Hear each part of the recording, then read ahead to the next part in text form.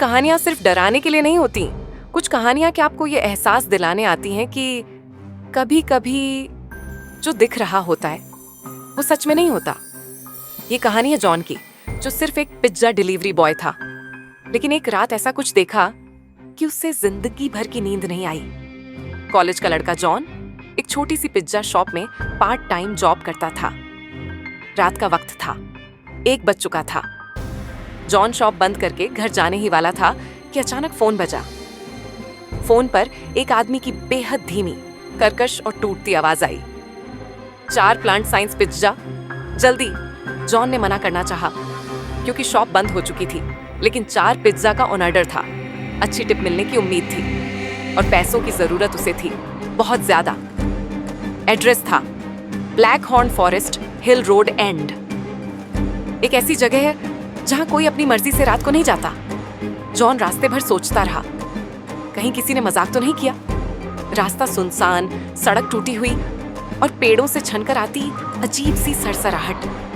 Street lights बंद थी, जैसे कोई नहीं चाहता कि वहां कोई पहुंचे। जॉन पहुंचा एक वीरान, टूटा फूटा पुराना घर।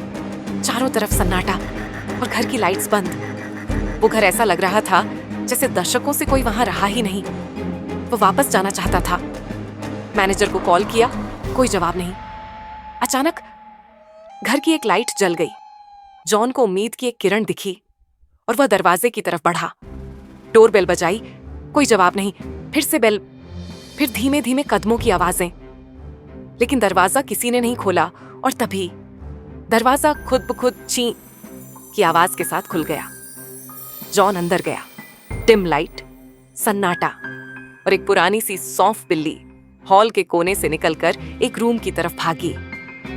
जैसे ही बिल्ली कमरे में गई, टीवी ऑन हो गया और बच्चों की हंसी की आवाजें आने लगी, लेकिन उस कमरे में कोई नहीं था। जॉन अंदर गया। कमरे के कोने में 2 लड़कियां, बेजान सी घूरती आंखें, ना कोई रिएक्शन, ना कोई शब्द, बस एक ठंडी हवा और उनका चुपचाप बैठना। जॉन ने कहा, पिज्जा डिलीवरी, कोई बड़ा है क्या? उन लड़कियों की आंखें अचानक सफेद हो गईं और उनके मुंह से अजीब सी हंसी निकली, जैसे कोई पुराने रेडियो से फटी आवाज में। उन्होंने इशारा किया। जॉन पलटा और देखा एक औरत का साया उसके पीछे खड़ा था। चेहरा धुंधला, आंखें काली और मुंह से खून टपक रहा था। जॉन के हाथ से पिंजा गिर गया। वह डर के मारे चीखा और दौड़ता हुआ घर से निकला। बाइक स्टार्ट की। कुछ दूर गया ही था, बाइक खुद ब खुद बंद हो गई। उतरा तो देखा टायर पंचर। जैसे ही पीछे देखा, बाइक के मिरर में वही औरत और 2 बच्चियां उसके पीछे खड़ी थीं। धीरे धीरे उसकी तरफ बढ़ते हुए जॉन दौड़ता हुआ जंगल की तरफ भागा। एक पेड़ के पीछे छुप गया। पुलिस को कॉल किया। कुछ देर में सायरन की आवाज आई। हिम्मत जुटाकर बाइक की तरफ भागा। पुलिस वहां पहुंच चुकी थी। पुलिस ने घर की छानबीन की, पर वहां सिर्फ एक बिल्ली थी, कोई इंसान नहीं मिला। अगली सुबह पता चला उस घर में 3 साल पहले एक औरत और उसकी 2 बेटियां जो रहती थीं, उनका बेरहमी से कत्ल कर दिया गया था। केस आज तक सुलझा नहीं। जॉन को समझ आया, उस रात उसने इंसानों को नहीं बल्कि उनके अधूरी आत्माओं को देखा था, जो शायद अभी भी उस घर में कैद हैं। आज भी कोई उस रास्ते से रात को गुजरता है तो उसे बच्चों की हंसी और किसी के धीरे धीरे पास आने की आहट जरूर सुनाई देती है। शायद अगला पिज्जा ऑन ऑर्डर तुम्हारे लिए हो।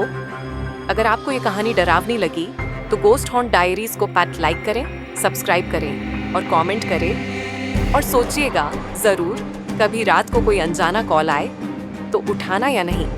ये फैसला आपकी किस्मत बदल सकता है या खत्म भी कर सकता है।